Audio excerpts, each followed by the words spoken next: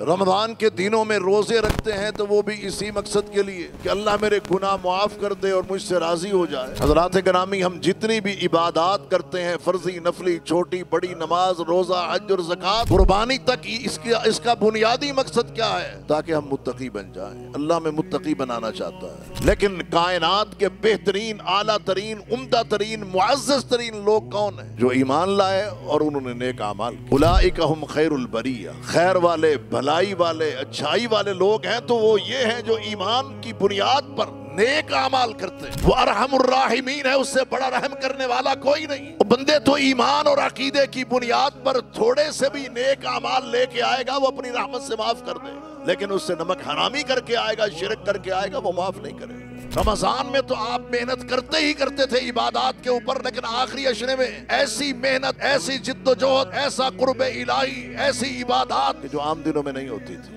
والحمدللہ القائل ان الذین آمنوا وعملوا الصالحات اولئک هم خیر البریہ۔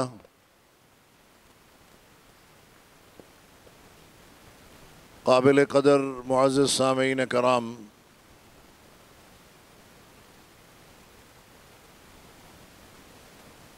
رمضان المبارک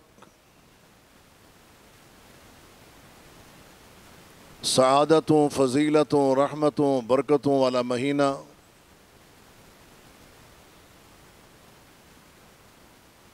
جس ماہ محترم میں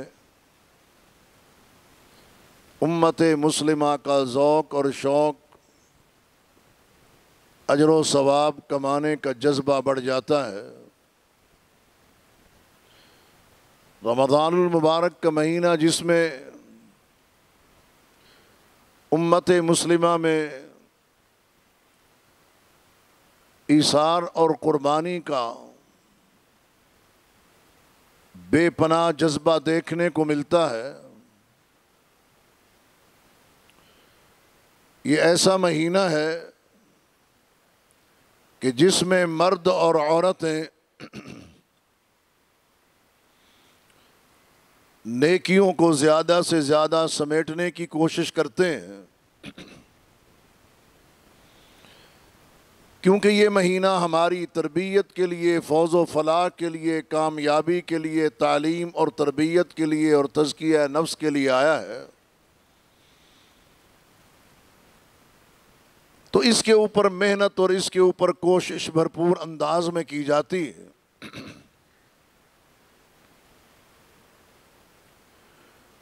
اور ہر ایک کی یہ چاہت اور آرزو ہوتی ہے کہ اپنی سیرت و کردار کو سنوار لے، سچ بولنے کی عادت پیدا کر لے، جھوٹ سے اجتناب کرے۔ ہر ایک کی یہ کوشش ہوتی ہے کہ اللہ کے ساتھ کیے ہوئے وعدوں کو وفا کرے۔ ہر ایک بندہ یہ کوشش کرتا ہے کہ 11 مہینے میں جو ہم نے گناہ کیے ہیں اب ان سے توبہ کر لیں۔ جو مال میں ملاوٹ کرتا تھا وہ اس سے توبہ کرتا ہے، جو ناپ تول میں کمی کرتا تھا وہ اس سے توبہ کرتا ہے، جو جھوٹ بولتا تھا وہ اس سے توبہ کرتا ہے، جو داڑیاں مڈواتے اور کٹواتے تھے وہ اس سے توبہ کرتے ہیں، جو عورتیں بے حجاب اور بے نقاب گھروں سے باہر گھوم رہی ہوتی تھیں وہ اس چیز سے توبہ کرتی ہیں اور نقاب و حجاب میں آنے کی کوشش کرتی ہیں۔ وہ گناہ، وہ سیاکاریاں، وہ پاپ، وہ گناہ جو انسان چھپ چھپا کے کرتا ہے، اللہ کے علاوہ کسی کو علم نہیں ہوتا، تو اللہ کے سامنے آنسو بہا کے گڑ گڑا کے ان کی معافی بھی مانگتا ہے اور مانگنی چاہیے۔ ہم اس مہینے میں جتنی بھی تگ و دو کرتے ہیں نیکی کے حوالے سے، رمضان کے دنوں میں روزے رکھتے ہیں تو وہ بھی اسی مقصد کے لیے کہ اللہ میرے گناہ معاف کر دے اور مجھ سے راضی ہو جائے۔ یہ دن کا صیام اور راتوں کا قیام بھی اسی لیے ہے، اور اس قیام میں اور قیام کے علاوہ بھی تلاوت قرآن کا مقصد بھی یہی ہے کہ میرے اجر و ثواب میں اضافہ ہو جائے۔ پھر صدقہ و خیرات اور انفاق فی سبیل اللہ اس لیے کرتے ہیں کہ اللہ میرے رزق کی تنگیوں کو دور کر کے فراوانیاں پیدا کر دیں. تو یہ کوشش ہے جس میں یہ امت لگی ہوئی ہے اور یہ کامیاب ترین کوشش ہے. آپ احباب اپنے نرم بستر چھوڑ کے ان چٹائیوں پر مسجد میں نیچے سو رہے ہیں 10 دنوں کے لیے، تو کیوں؟ کیا ہدف ہے؟ دنیا کو دکھانا؟ کیا شہرت کا حصول؟ کیا چاند رات کو گلے میں نوٹوں کے ہار پہننا؟ کیا مقصد لے کے آئے ہیں ہم؟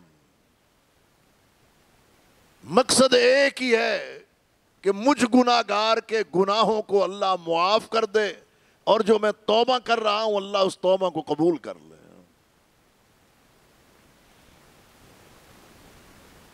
اور پھر جو اگلا مرحلہ ہے مرنے کے بعد قبر کا، اس کو یاد کرنے کے لیے یہ خلوتیں، یہ علیحدگیاں بیوی بچوں سے، گھر سے، دوست و احباب سے، پر رونق مجالس سے، اللہ کو سب راضی کرنے کے لیے ہے اور اپنے گناہوں کو معاف کروانے کے لیے ایک عظیم کوشش ہے جو انسان کرتا ہے.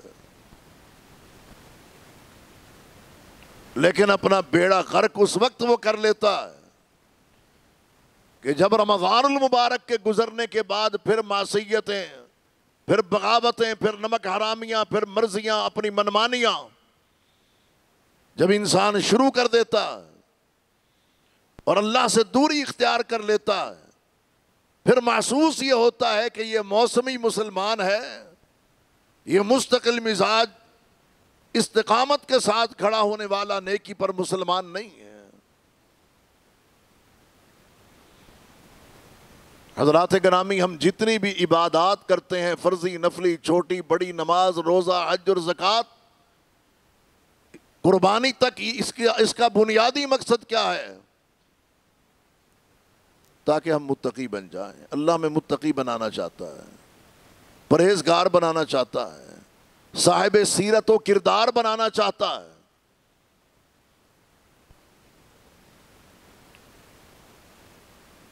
کوئی بھی انسان جب تک وہ صاحب سیرت و کردار نہ ہو تو دنیا میں کوئی بڑا کردار ادا نہیں کر سکتا. اور امت مسلمہ کا ہر شخص، ہر فرد، ہر مرد، ہر عورت ایک عظیم مشن کی تکمیل کے لیے اور ایک عظیم مقصد کے حصول کے لیے دنیا میں آیا ہے. ہم یوں ہی بیکار پیدا نہیں کیے گئے کہ اللہ تبارک و تعالی نے یہ دنیا بھرنی تھی، زمین کو صرف آباد کرنا تھا تو اللہ نے بے مقصد قسم کی رونق لگا دی. نہیں. افحسبتم انما خلقناکم عبثا وانکم الینا لا ترجعون. یوں ہی عبث، بیکار، بے فائدہ اور بے مقصد اللہ تبارک و تعالی نے پیدا کر دیا ہے. قطعاً ایسی بات نہیں ہے. ہمیں اپنے مقصد حیات کو پہچاننا ہوگا اور وہ مقصد عظیم ہے. اور وہ کیا ہے؟ وہ اللہ کی عبادت ہے. وما خلقت الجن والانس الا لیعبدون. اللہ تبارک و تعالی نے ہمیں اس لیے پیدا کیا ہے، اپنی عبادت کے لیے پیدا کیا ہے، یوں ہی بیکار پیدا نہیں کیا. اور جس عظیم مقصد کے لیے ہمیں پیدا کیا ہے اگر وہ ہماری نظر میں چھوٹا ہو، حقیر ہو، معمولی ہو، اور ایسا ہوتا ہے،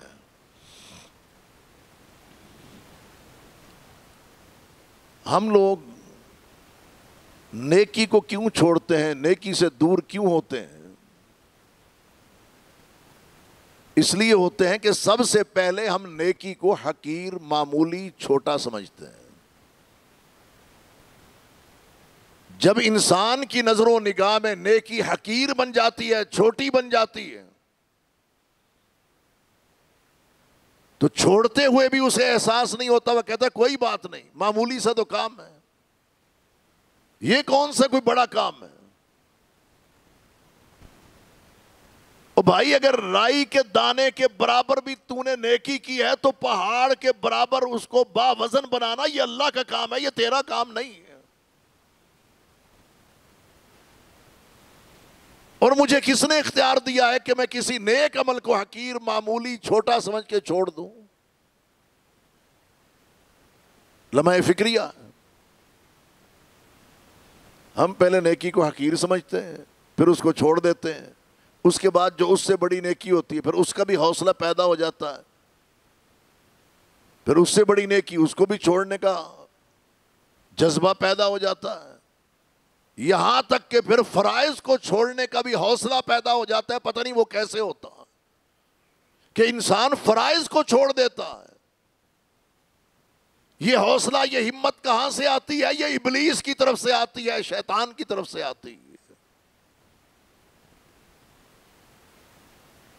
اور اسی طرح بدی، برائی، بے حیائی کے کام ان کو کرنے کا جذبہ جب پیدا ہوتا ہے تو وہ بھی کیسے ہوتا ہے؟ انسان یہ سمجھتا ہے تو چھوٹا سا کام، گناہ کا ہے، لیکن بندہ کہتا ہے تو چھوٹا سا، اس سے کیا فرق پڑتا ہے؟ جب وہ یہ کام شروع کرتا ہے تو کرتے کرتے نتیجہ اور نوبت یہاں تک پہنچتی ہے کہ بڑے بڑے گناہ کرتے ہوئے بھی وہ ہچکچاتا نہیں ہے۔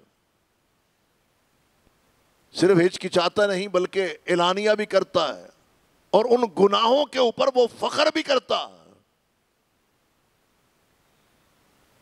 لیکن کائنات کے بہترین، اعلیٰ ترین، عمدہ ترین، معزز ترین لوگ کون ہیں؟ ان الذین آمنوا وعملوا الصالحات، جو ایمان لائے اور انہوں نے نیک اعمال کیے۔ اولئک ہم خیر البریہ، خیر والے، بھلائی والے، اچھائی والے لوگ ہیں تو وہ یہ ہیں جو ایمان کی بنیاد پر نیک اعمال کرتے ہیں، اور انہی کے لیے اللہ تبارک و تعالی نے جنت الفردوس تیار کر رکھی ہے۔ اس کا یہ وعدہ، ان الذین آمنوا وعملوا الصالحات کانت لہم جنات الفردوس نزلا، جو لوگ ایمان لائے، نیک اعمال کیے۔ کسے کہتے ہیں نیک عمل؟ جس کا آرڈر اللہ نے کیا ہو، طریقہ محمد الرسول اللہ صلی اللہ علیہ وسلم نے بتایا ہو۔ ان الذین آمنوا وعملوا الصالحات کانت لہم جنات الفردوس نزلا، ان کے لیے جنت الفردوس ہے۔ اس جنت کو حاصل کرنے کے لیے کوشش تو کرنی ہوگی، قربانیاں بھی دینی ہوگی، اپنے احساسات، اپنے جذبات، اپنی خواہشات کو قربان بھی کرنا پڑتا ہے۔ کچھ حاصل کرنے کے لیے تگ و دو، محنت، کوشش اور قربانی تو دینی پڑتی۔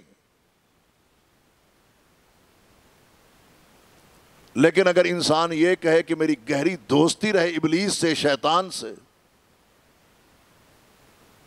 تو وہ تو بے حیائی کی دعوت دے گا، فحاشی کی دعوت دے گا، شرک کی دعوت دے گا، کفر کی دعوت دے گا، نمک حرامی اور بغاوت کی دعوت دے گا، محمد الرسول اللہ کی نافرمانی کی دعوت دے گا۔ یہاں تک کہ یہ مہینہ جس میں ہم اس وقت ہیں، جس کے متعلق محمد الرسول اللہ صلی اللہ علیہ وسلم نے فرمایا، اذا دخل رمضان فتحت ابواب الجنہ، جب رمضان کی آمد ہوتی ہے تو جنت کے دروازے کھول دیے جاتے ہیں۔ وغلقت ابواب جہنم، اور جہنم کے دروازے بند کر دیے جاتے ہیں۔ وسلسلت الشیاطین، شیاطین جو ہیں وہ جکڑ دیے جاتے ہیں۔ جنت کے دروازے کیوں کھولے گئے؟ تاکہ ہم اس میں داخل ہو جائیں۔ نوجوان طبقہ اس کو تو معلوم ہوگا، جب یہاں کرکٹ سٹیڈیم میں میچ ہو رہا ہو تو ٹکٹیں لے کے گیٹ کے باہر کھڑے ہوتے ہیں، کس انتظار میں؟ گیٹ کھلے گا تو اندر جائیں گے، داخل ہوں گے۔ جب وہ گیٹ کھلتا ہے تو دنیا دوڑ کے اس میں داخل ہو رہی ہوتی ہے، دوڑ کے داخل ہو رہی ہوتی ہے۔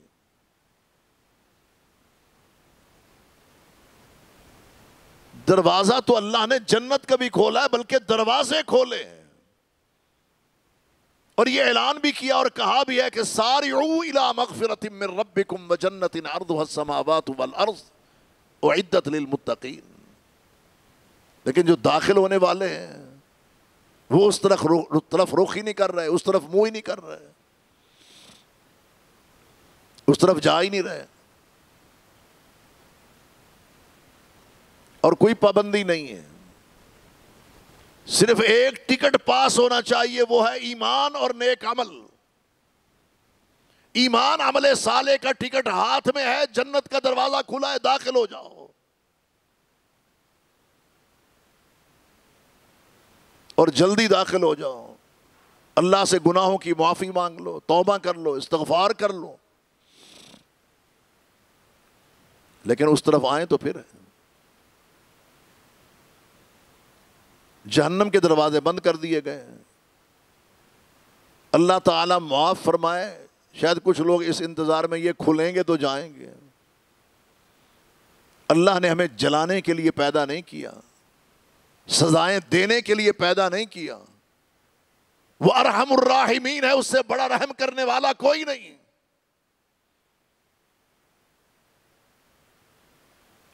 بندے تو ایمان اور عقیدے کی بنیاد پر تھوڑے سے بھی نیک اعمال لے کے آئے گا، وہ اپنی رحمت سے معاف کر دے گا. لیکن اس سے نمک حرامی کر کے آئے گا، شرک کر کے آئے گا، وہ معاف نہیں کرے گا. اچھا، شیطان جکڑ دیے گئے. شیطان تو جکڑا ہوا ہے، تو پھر یہ 2 نمبری کس بات کی ہے؟ دغا بازی کس بات کی ہے؟ زبانوں پہ جھوٹ کس لیے ہے؟ فراڈ کس لیے چل رہا ہے؟ شیطان تو جکڑا ہوا. لیکن جو میرے اندر کا شیطان ہے، کیا وہ بھی قابو میں ہے کہ نہیں؟ وما ابرئ نفسی ان النفس لامارۃ بالسوء. میری یہاں کیفیت کیا ہے؟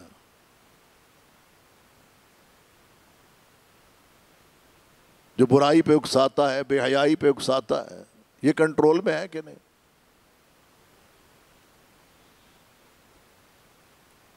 یہ ایسا عظیم مہینہ ہے کہ اللہ تعالیٰ نے اتنے بڑے بڑے پیکج دیے ہیں اس مہینے میں، جن کو ہم حاصل ہی نہیں کرتے. میں نے عرض کیا نا کہ اس کو جلانے کا شوق نہیں، مارنے کا شوق نہیں. جنت میں جانے کے طریقے بھی اس نے خود بتائے، جہنم سے بچنے کے طریقے بھی اس نے اپنے کلام میں خود بتائے ہیں کہ یہ کر لو جنت تمہاری. یہ نہیں کہ اس نے ہمیں بنا کے پیدا کر کے ایسے ہی پھینک دیا ہے، نہیں. بد نصیب ہے وہ انسان جس کو یہ مہینہ مل گیا، اپنے گناہوں کی بخشش نہیں کروا سکا، اللہ سے توبہ نہیں کر سکا، اپنی معافی نہیں مانگ سکا گناہوں سے.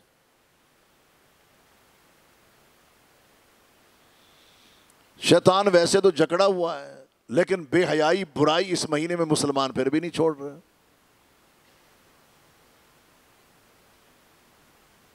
شیطان ان کو کہتا ہے، اکساتا ہے، او بھائی دیکھ تیری میری دوستی بڑی پرانی ہے، 50 60 70 سال ہو گئے، تو چھوڑ کے تو نہیں جانا چاہیے نا. کیا ہوا؟ رمضان ہے، آیا ہے تو گزر جائے گا. کون سا پہلا ہے، کون سا آخری ہے؟ ہاں یہ پہلا نہیں ہے مگر آخری ہو سکتا ہے. یہ رمضان پہلا نہیں ہے مگر آخری ہو سکتا ہے. اس کی چالوں میں، فریب میں، دجل میں نہیں آنا. اللہ کی طرف لپکنا ہے، رجوع کرنا ہے، جلدی کرنی ہے اس مسئلے میں. وہ عجیب و غریب پٹیاں پڑھاتا ہے، تو معافی مانگ رہے ہیں؟ ہاں. تو کیا ہوگا؟ کہتے میرے گناہ معاف ہو جائیں گے. وہ کہتا ہے یار دیکھ بات یہ ہے کہ اتنی لمبی دوستی ہے، یارانہ ہے، 70 سال تیری عمر ہے، ساری عمر تو نے میرا ساتھ نبھایا ہے اور میں نے تیرا ساتھ نبھایا ہے، اب تو معافی مانگنے جا رہا ہے، فائدہ تجھے کیا ہوگا؟ تیرے گناہ معاف ہو جائیں گے. جی معاف ہو جائیں گے، لیکن معاف ہو بھی گئے تو نیکیاں تو تیرے پلے اور تیرے پاس پھر بھی نہیں. تیری زندگی بھر کے 70 سال تیری عمر ہے، 15 نکال دو، 16ویں سے باشعور زندگی شروع ہوئی. 55 برس کے جو گناہ ہیں تو معافی مانگ لے گا تیرے گناہ معاف ہو جائیں گے، اس معافی کے بعد موت آ گئی، نیکی تیرے پلے پاس ہوگی نہیں۔ جس جنت کی تو بات کر رہا ہے وہ کیسے تجھے ملے گی؟ شیطان کی چالیں، اس کا فریب، اس کا دجل اپنا ہے، ارحم الراحمین کی پالیسیاں اور پروگرام، اس کی شفقتیں اور مہربانیاں اپنی۔ رب العالمین کیا فرماتے ہیں؟ بندے تو معافی مانگ، صدق دل سے مانگ، کیا ہوگا؟ فَأُولَئِكَ يُبَدِّلُ اللَّهُ سَيِّئَاتِهِمْ حَسَنَاتٍ، تیری زندگی بھر کے گناہوں کو تیرے معافی مانگنے پر میں رب صرف معافی نہیں کروں گا، تیری زندگی بھر کے سارے گناہوں کو میں نیکیوں میں تبدیل بھی کر دوں گا۔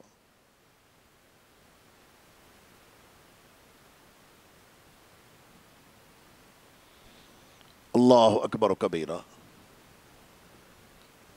تو یہ نیک اعمال کا مہینہ ہے، آپ الحمدللہ کر رہے ہیں، روزے رکھ رہے ہیں، قیام کر رہے ہیں، تلاوت کر رہے ہیں، اذکار کر رہے ہیں، اللہ کی راہ میں خرچ بھی کر رہے ہیں، اور کرنا چاہیے۔ یہ بہت بڑا جرم ہے زکوٰۃ کو روکنا، صدقات دیتے ہوئے اپنی مٹھیوں کو بند کر لینا، بہت بڑا پاپ ہے۔ رزق کی تنگی کیوں آتی ہے؟ جب انسان مٹھی بند کر لیتا ہے۔ بیماریاں گھر میں پھوٹ پھوٹ کے ظاہر ہوتی ہیں جب زکاتیں رک جاتی ہیں۔ اللہ کے نبی محمد الرسول اللہ صلی اللہ علیہ وسلم کے متعلق سیدنا عبداللہ بن عباس رضی اللہ تعالیٰ عنہما ارشاد فرماتے ہیں، کان رسول اللہ صلی اللہ علیہ وسلم اجود الناس، سخی ترین، پوری انسانیت میں سخی ترین شخصیت کون تھی؟ محمد صلی اللہ علیہ وسلم۔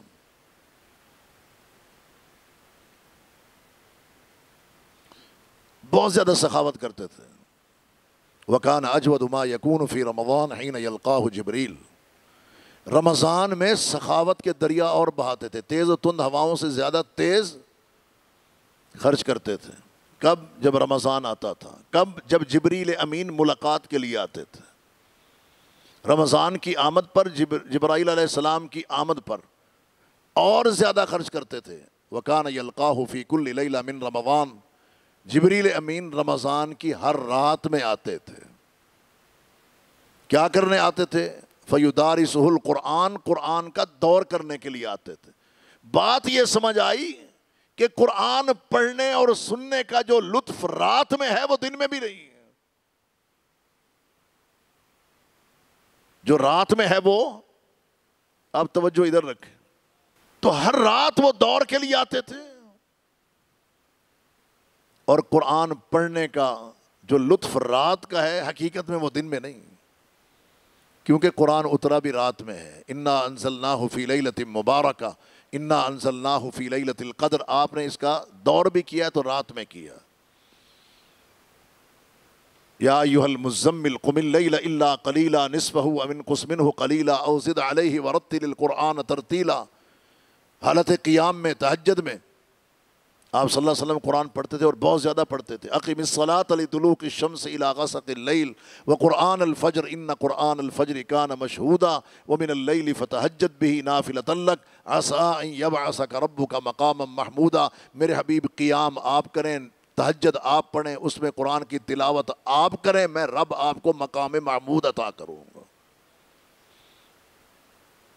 عام آدمی بھی اگر تہجد پڑھے تو وہ مقام ملتا ہے، وہ عزت ملتی ہے جو دوسروں کو نہیں ملتی۔ تو سخاوت کرتے تھے۔ ہم زکاتیں روک کے بیٹھے ہیں، 5 سال ہو گئے، 10 سال ہو گئے، کیا جی حساب نہیں ہو رہا۔ مفتی صاحب کے پاس تشریف لائیں گے، عالم دین کے پاس جائیں گے، کہیں گے یہ بتائیں جی کہ بڑا مسئلہ بنا ہوا ہے جی، کیا بنا ہوا ہے جی؟ زکوٰۃ کا حساب نہیں نکل رہا، تو مجھے 10 سال ہو گئے میں نے زکوٰۃ نکالی نہیں۔ جو نکالنا چاہتا ہو اس کا حساب خود بخود رب سیدھا کر دیتا ہے۔ یہ حساب الٹے ہوتے ہی تب ہیں، سمجھ سے باہر تب ہوتے ہیں جب نیت نہیں ہوتی۔ اور آخر میں کیا ہوتا ہے جی؟ یہ آپ بس دعا فرما دیجیے۔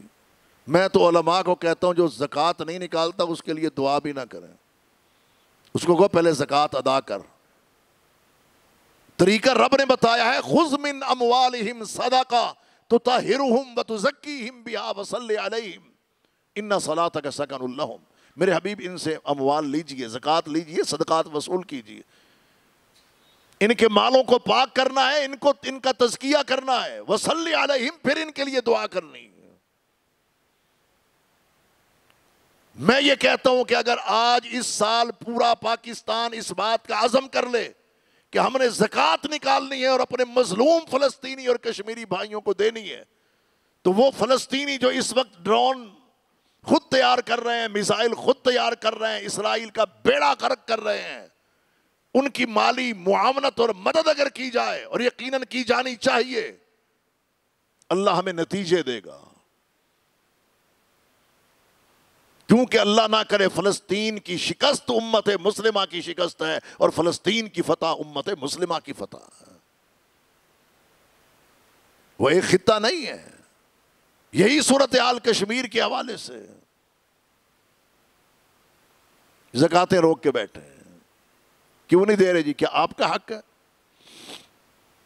میں ایک مثال دیا کرتا ہوں، ذرا آپ نے توجہ کرنی ہے اس پہ، اور ذرا میرے ساتھ چلنا ہے۔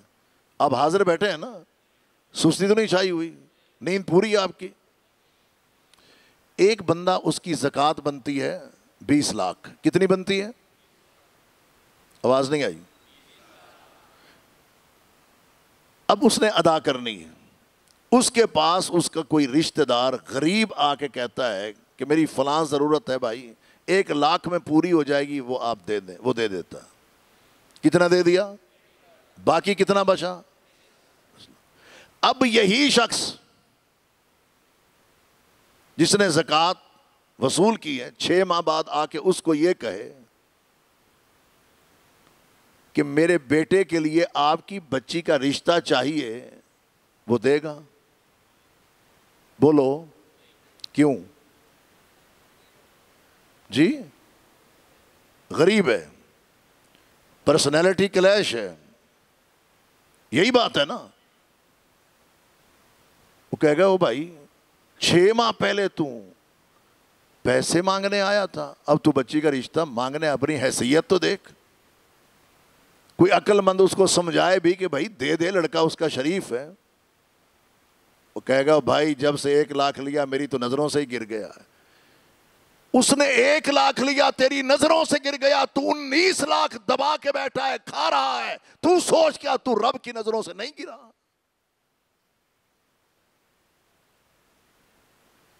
انسان کی نظروں سے گرے تو کھڑا ہو جاتا ہے، اگر رب کی نظروں سے انسان گر جائے تو وہ کبھی کھڑا نہیں ہو سکتا۔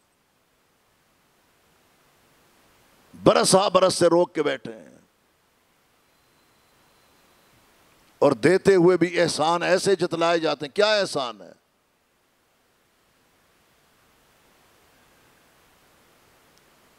ایک 2 4 6 علماء چھوڑ کے ساری دنیا کے علماء کو اکٹھے کر کے اپنے حق میں دعائیں کر لو نا۔ جب تک ادا نہیں کرو گے، سیدنا ابو بکر صدیق نے کیا کیا؟ جب مسند خلافت پر بیٹھے، بعض لوگوں نے کہا زکوٰۃ زکوۃ نہیں دیں گے، اللہ کے نبی صلی اللہ علیہ وسلم کی ذات کی حد تک تھی، ان کے دور میں تھی۔ انہوں نے آرڈر کر دیا دستہ تیار ہو جائے ان کی سرکوبی کے لیے۔ عمر بن خطاب آئے، آپ ان کو ماریں گے، قتال کریں گے، لڑیں؟ ہاں، کیوں؟ واللہ لا افارق واللہ لا اقاتلن من فرق بین الصلاۃ والزکاۃ، اللہ کی قسم میں ان کے خلاف ضرور قتال کروں گا جو نماز اور زکوٰۃ میں فرق کرتے ہیں۔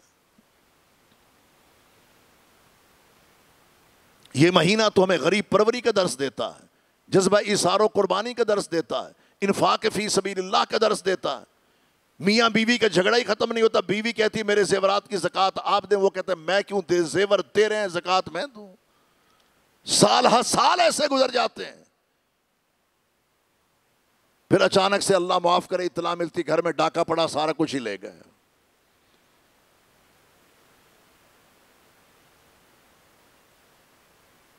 جو غریبوں کا حق دبا لے، مستحق لوگوں کا حق دبا کے رکھے، برس ہا برس تک یہ معاملہ کرے، اس کا مال پر ڈاکو اور چور ہی کھاتے ہیں۔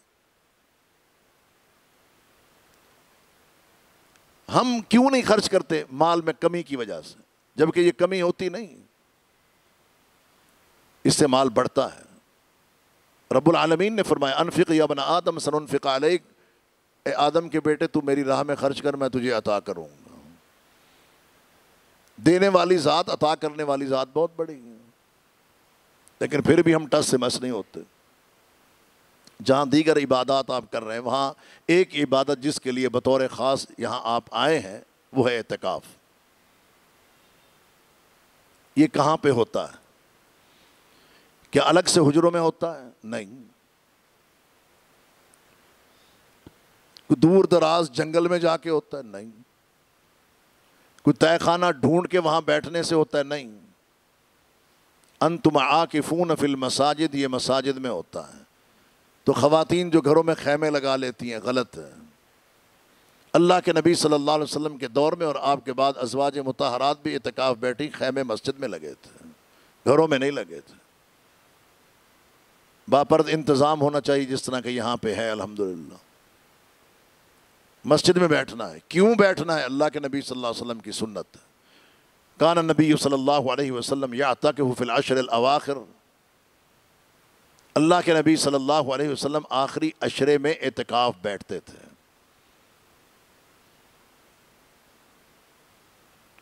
من رمضان، رمضان میں کیا کرتے تھے؟ ریاضت، عبادت۔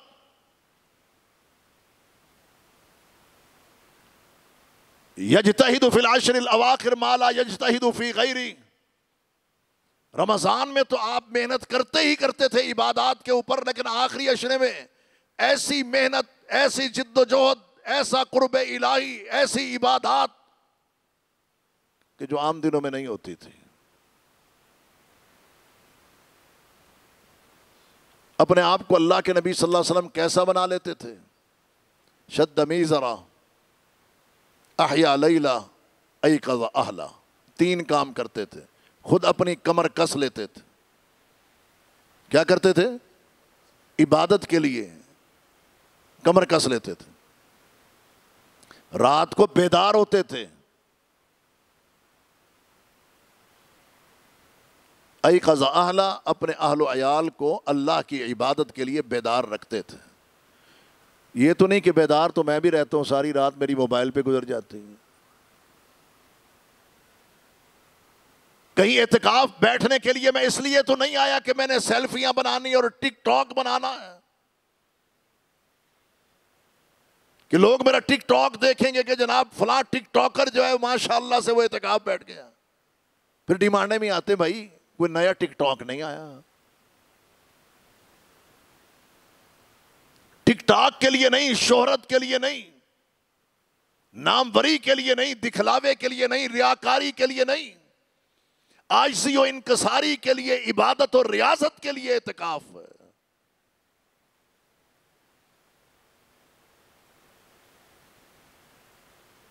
اور اس آخری عشرے کی کتنی طاقت ہیں جی؟ آپ کو بھی پتہ ہے نا کتنی ہیں؟ ہاں کنفرم ہے نا؟ کون کون سی ہیں؟ 21، 23 دونوں گزر گئیں۔ کتنی بچیں؟ کون کون سی؟ 25، 27 اور 29۔ ان طاق راتوں میں ایک قدر کی رات ہے۔ لیلۃ القدر خیر من الف شہر، تنزل الملائکۃ والروح فیہا باذن ربہم من کل امر سلام ہی حتی مطلع الفجر۔ ایک رات قدر کی ہے۔ من قام لیلۃ القدر ایمانا واحتسابا غفر لہ ما تقدم من ذنبہ، جس نے ایمان کی بنیاد پر اپنا محاسبہ، اپنا احتساب کرنے کی غرض و غایت سے قدر کی رات کا قیام کیا، غفر لہ ما تقدم من ذنبہ، اللہ زندگی بھر کے سارے گناہ اس کے معاف کر دیتا ہے۔ وآخر دعوانا الحمد